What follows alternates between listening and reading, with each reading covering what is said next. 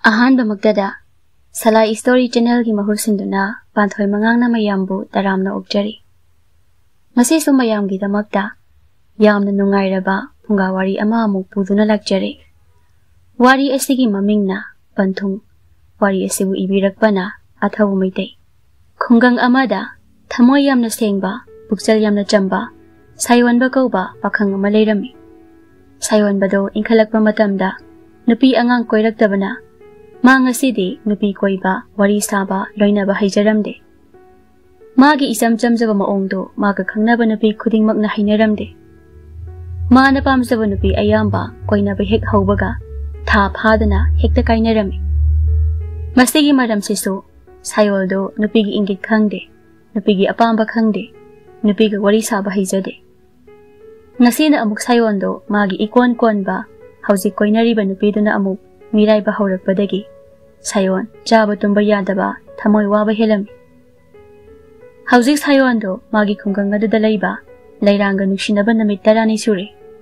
Aduba sayon gi maong aduna lairang na sayon bu pamdaba hainadaba haurami. Nongma sayon do lairang gi thongalda lairang gi nga atekpa khara pairaga lairang tholakpa ngairi. Lairang du thogle. Ta sayon nang tawisa Matang yam na jadi ko. Yam nung sibra haibu. Engwanda ka na ba hobaga jamani nang gise. Sayo na isam jam na ingaw na yam koy jada na. Is. Homi pizaning bay tila inine. Ado. Nang kay na ba haibu wahido. Yam pala ka no hay sini. Da sayon. Ay nang gimaong do yam hinade. Legay mamang da. Ay adum sangalay baga jamani. Nanggi adu gumamoong do. Ngasi day taro ka no. Is, ibema, aduso mi ay na nangbo yam nuksibay ni kaino. Leira, iba ni sila sila. Ado, yung budi sadri.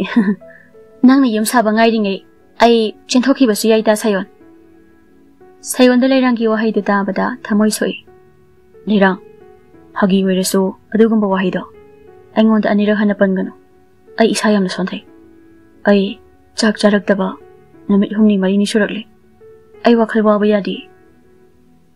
Nangisa, ay mo naging minungsi taliro.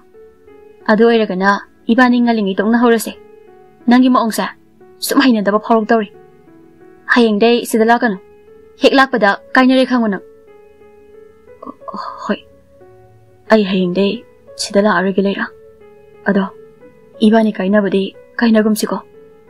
Ay kaya na ba siyang kiyilay ra. Ay kang bayam na way. Yay da sayon. Ay ni sidalak lano harisa. Nang maram karadi kangpam to obane. Ado kangda bagi kana basalayda. Ay sange nang suhalo. Lairang dumayum da ping na changki. Sayol dumayum da tarang amada halay. Namidang ahing do sayol do dum na kabli. Ay ngonda kari awat pa. Asoy balay bagino. Ay nanuksija ba nupi amada. Kuy nanuksina ba pangdri basa. Ay wangang sangang maong da. Gari asoy balay bagino. Ay na matik jada bagi. Moy na hen ba pang bagi oyram kani. Ay moy da waraw de. Ay matik jadi ima. Ay matik jadi. Sayon da mapili palay na sintari. Adabu kapag i-concert di tawandri. Sayon do magi ahan ba nung sinarambat haza do. Mikup sida amuk nising lay. Taza. Ay nawara bang batamda nang hekta ning singi. Ay giawa ba sa nang undalining itaza. Ay giaseng ba nung shiba di nang kagda ni. Ay nga sidi nang yang uning itaza. Ay nga sige ahing siyang wari itaza. Ay gipun sida nung shiba mo kanateng na halan. Ay kang mayam na way. Ay kang mayam na way. Sayon gi mapa na magi kadagi. Ibong mo si kadaro ba dyan na mama? Makhol si kapamali ni mama. Kang dre mapa. Kang basto kumray. Kayam daw di hayra kani. Adabu isa si. Nung silang bida yam na may tira ba ni. Maga nung sinazaba na bi kaya di sure. Napi na hundok lagat hambiram li ba se. Mama. Maray bagdatamba ma laksara sa ni kadaw wage. Awa nung ay ting na ba hay ba se. Punsi kong sani. Lupa ni, Khang haiba tabani mama. Ado nang manakta khara amukta changbiruso. Wakal phathabiu. Hoi hoi mapa. Ai amukta thembiruki. Mama da changle sayona. Ima ai chak to hayeng ayuk charagi. Ibunga nangna chak charakri base. Namit masing yami. Nasado napanggal amata yawararoi. Ai chak to sida purake. Isa son base wakal son bani. Ima ai yang wai. Ai ne he wa horise. Ai na nusiba heman bairo. Natraga ai na lairaba oirwairo ima. Ibunga nang bu kaidaurage. Kanaga kari amuk saunarurage. Ima leirang do wakan on ba horak pamali. Magi wangang sanga hanaga manaraktre. Wangang kuding aingonda dum sangali. Aina wahi amata haiba ngamde. Ai maga kainagadra khanbada yam kiye ima. Napiba ma khaktaro ha ama sakhini ama adam lakani. Aikhoi su mayam ama kainare hundok pirami. Adubo aina khwai nuksijaba mayam dudagi hena phaba nangi napaga thengnari basini. Kanade sak sathoksi. Ima ai hojik loina sathodabane ima tumuro. Ai ba ngang macha dawna chak chabaga amu senari ni. Phare phare.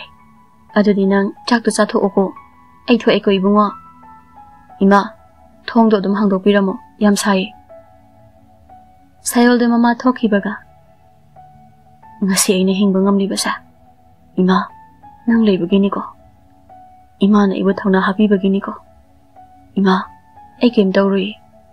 Ado ima nasagi thamoi sa yamna sole. Kaina mai saksa. Khang bayam na wai ima.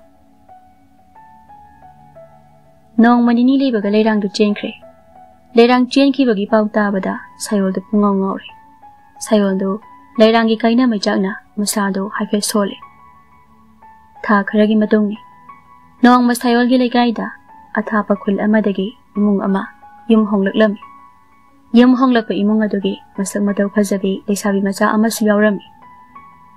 Nong masayol gi legagi pukhri da sayol do thongra saringe masak phajabi leisabi do ising sopalaklami.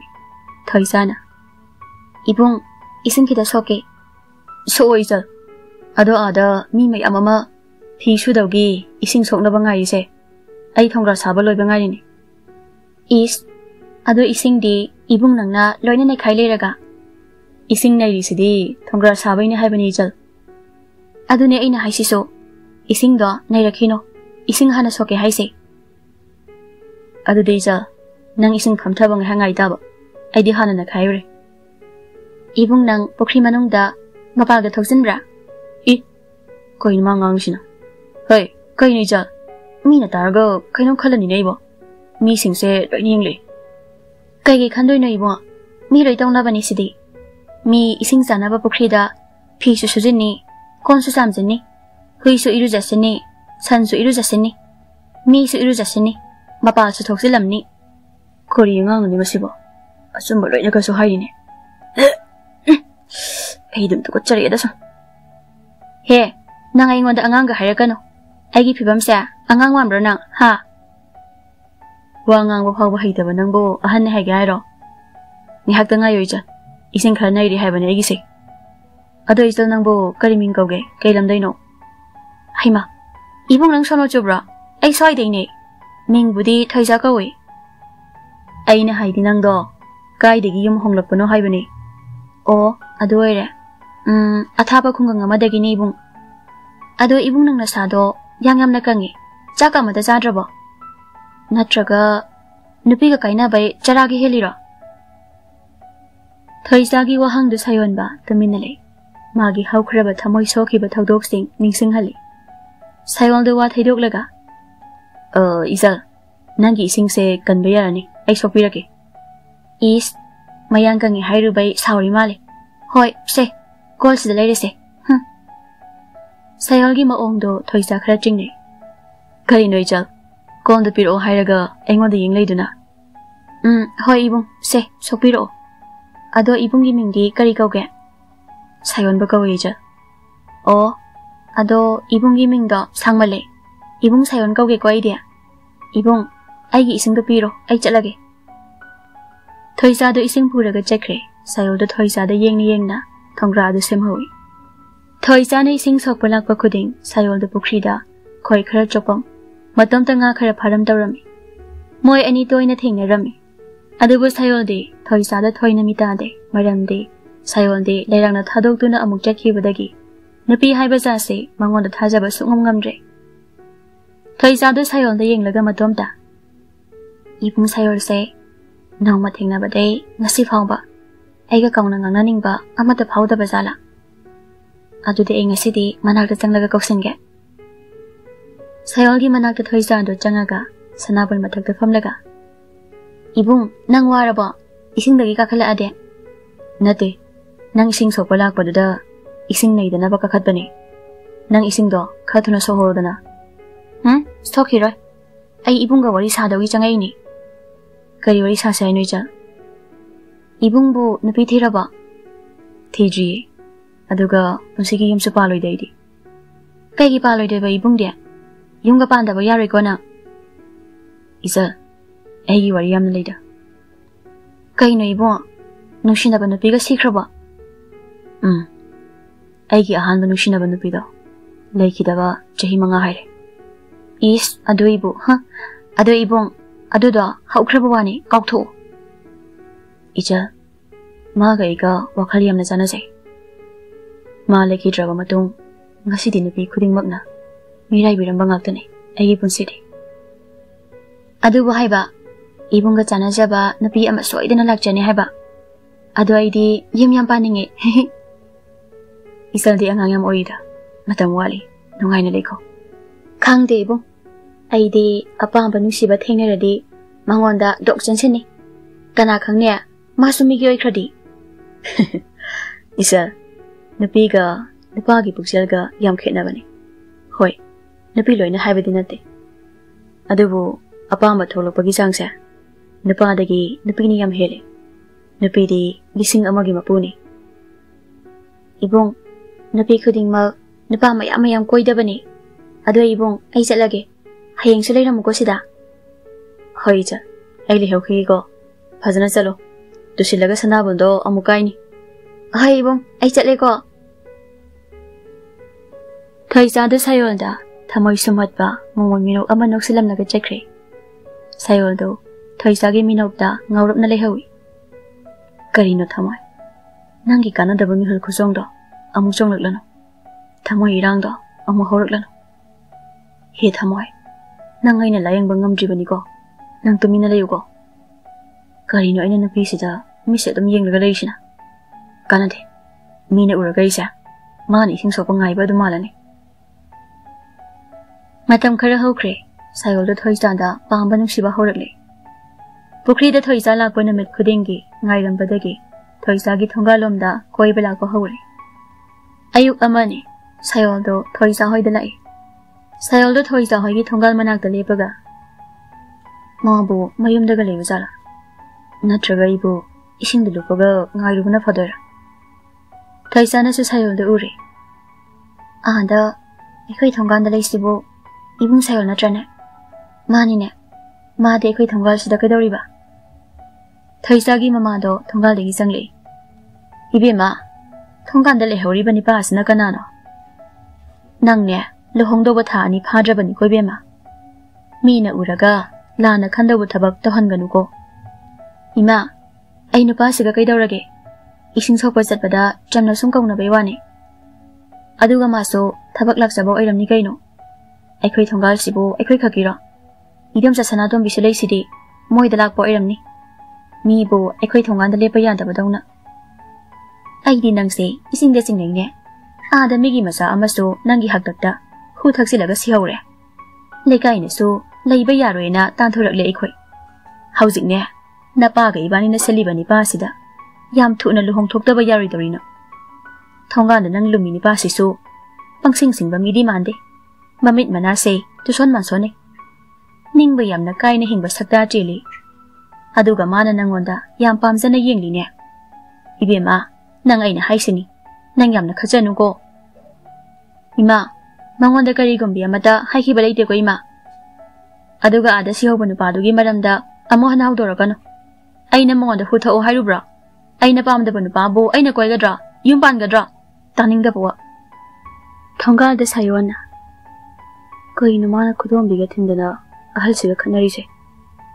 Aduga ahalsina ingonda sauna amu yenglisina kaigino. Ai chahorake. Namidang wairamni.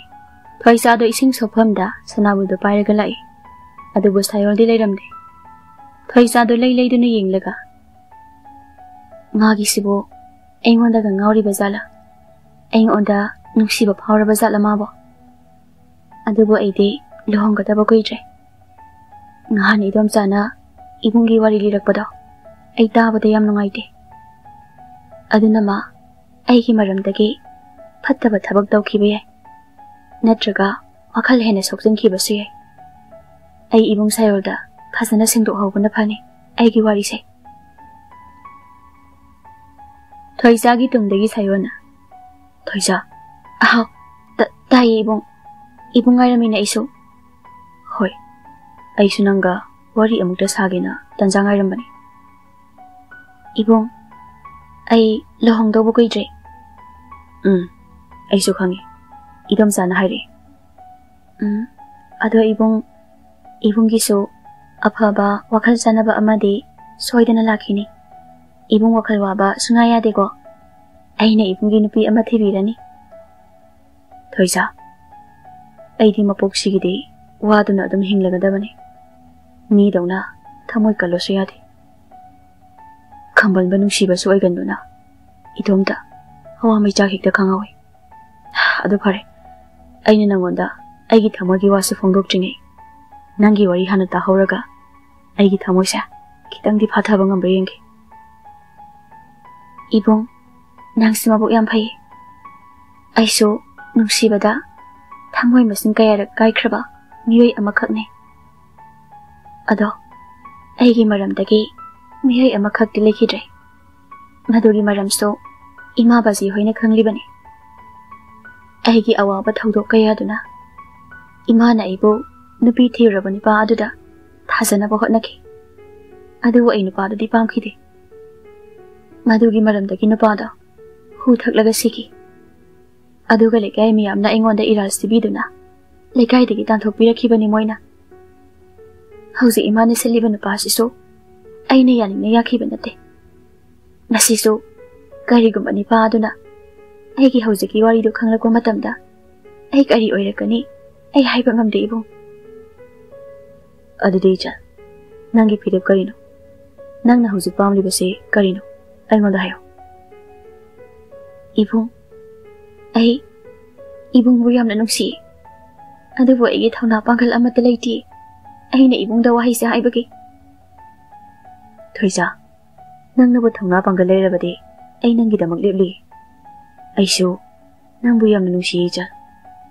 Ibung aisu imana seliba napasi yam pamde. Ibung na igidamak lepa ngamdoy oirabadi ngasi ibani chelasira. Sayoldo haraubana loira male masado nikbana suloire humang sukare. Namidangdo Thoisado mamaga mapaga no kay thiri adubu Thoisadi sayonda chenkre. Nonganbaga haidokulay Thoisagi mapana sayolgi mapada. Isa nupido luhongdo bungay dina laira kansida. Ahal dugi na sa nupan tawri basi kayo.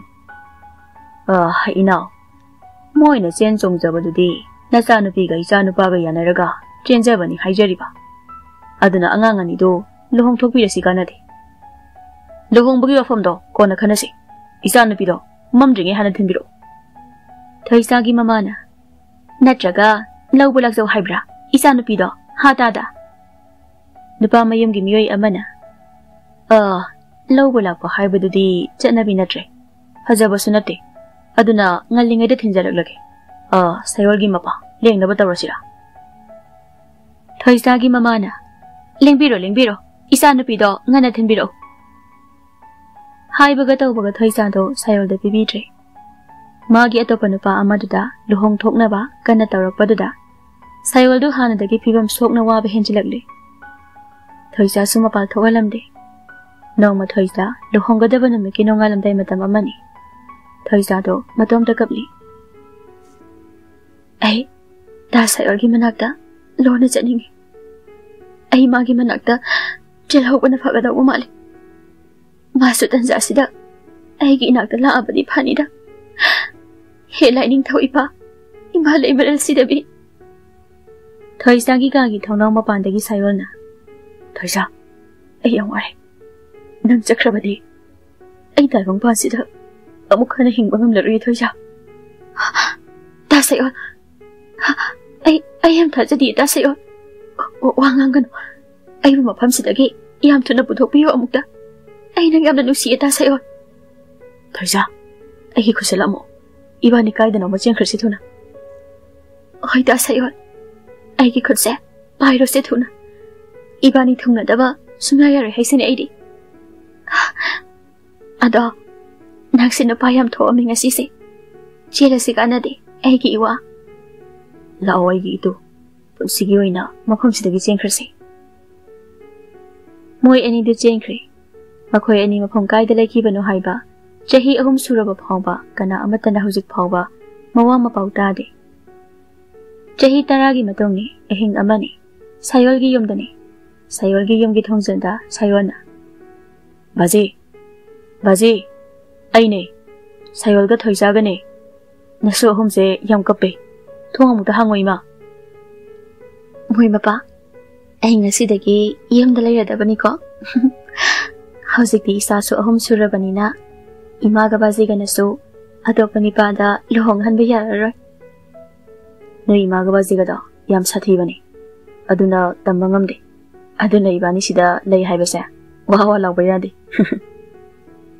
moy ani du mapanda wa nokli aduga sayolgi mamaga mapaga su imungda nokli hawjikti sayolga thoisaga moy ani gi nusi mari setokpa ngamdana nusi panthung yongminakre asengba nusi bada ahenba haiba leite phajaba athiba su leite laire ina khunba leite asumna makhoi ani su athengba ayetpa kayagi marakta nungsi panthung yongminakhi